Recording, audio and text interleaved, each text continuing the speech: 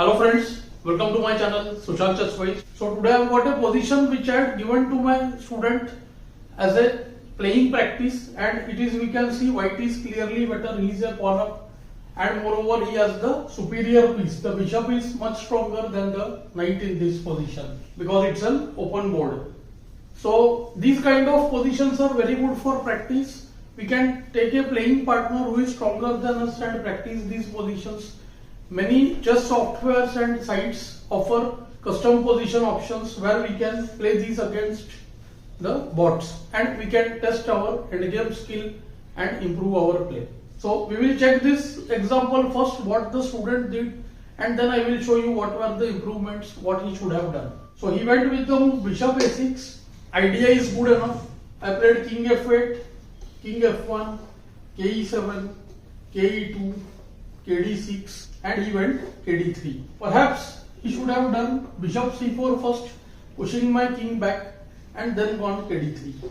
Because of the hasty kd3, I got the move nd5. Nothing much happens though, still the position is winning only. Now the threats are nb4 and nf4. So he stops both with kc4.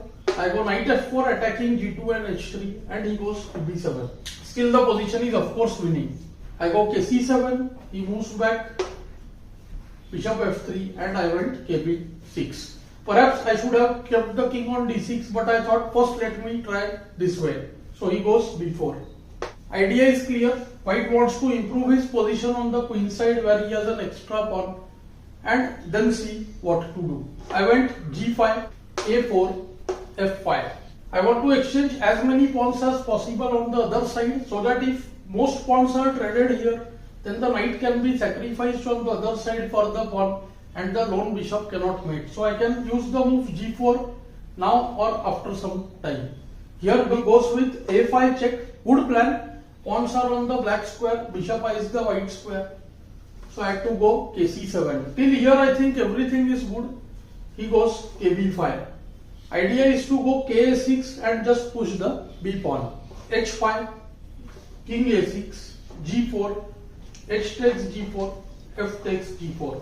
To some extent I have managed to generate some play because now h4, h3 I can use, and I will have a passed pawn over there. Bishop e4. Still we can say this position is also winning for white. I went kb8 protecting a7, and now he goes b5. He thinks that everything is working as per his plan and I am not able to do much, but this was a small trap. Now I went with the move ne6 and suddenly the tables turn. Now see what has happened. Knight c5 and knight c7 both are checkmate. So as per his plan he goes b6, but now comes c, knight c5 check, king b5, and just knight takes c4. The bishop is lost for free. The careless move b5 throws away the win. And see now he had to resign because after ba7, ka7 there is nothing happening. h4, h3 is threatened and the h pawn would just win. Even f2 hangs over here. What went wrong? Apart from this move b5, there are some points where white could have easily improved. So in these kind of positions we move backward and see what was the last point where things went wrong. So I think this is one such place where white could have easily improved the play. He went with the move a5 check over here. But see, the pawns a4 and b4 have already prevented the black king from entering here, and bishop's control on the b7 and c6 squares ensures that the black king has to be on the queen side. So what white should have just done is taken his pieces towards the king side. That is, he should have just played kd4, then go ke5 and win the game very easily. If black stops ke5 with ng6, then just g3, first dropping nf4 and nh4, and we see that next move would be bh5, take on g6, and the king enters and white wins very easily. If black goes h5, then king e5, knight d3 check, king takes f5, knight takes b4, king takes g5, king a5, bishop d1, knight d3, and here see, this is the typical kind of race of pawn which the bishop enjoys. Even if the a pawn is lost, there is nothing to worry here. Let's say king takes h5, knight f2, bishop sits on c2 blocking the knight's path towards the queen side, and see all white will do is play h4, kg5, h5. Knight is really very bad against the rook pawn. So white would have won this way very easily. I would like to show one more place in the very beginning where white could have made a slightly better plan.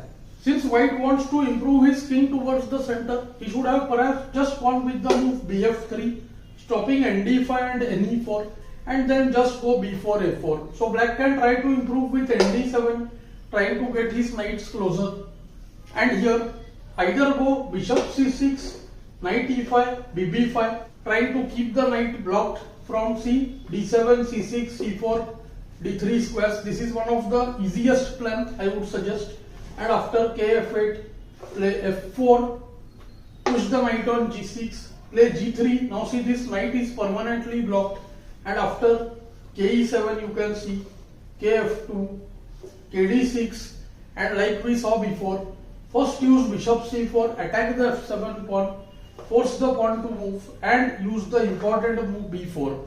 See, now all the four squares are blocked by bishop and pawns. Nicely the pawns complement the bishop by controlling the other color. Bishop controls the white color, and white would just get his king off the board. See, let's say kc6, ke3, kd6, ke4, and after king c6, either white goes a4, a5, b5 check, pushes the king to the queen side, or he simply can enter with the move king f5, bf7, and king can go to e6, even direct ke6. But if black plays kd6 in these kind of positions, then it's better to go first a4, a5, b5, kc7, keep the king tied down on the queen side, and then only penetrate from here. Now kd6 can be met by b6. So white would win very easily. So I felt what white did was absolutely right. He got the king to the center, and everything he did, he was all set to promote a passed pawn on the queen side. But the better way is generally the passed pawn itself doesn't queen. The king enters the other side and snatches pawn. That would be a better, we can say, endgame technique, safe one and accurate one. So I hope you got something new from this position. Do let me know in the comments below. Thanks for your time.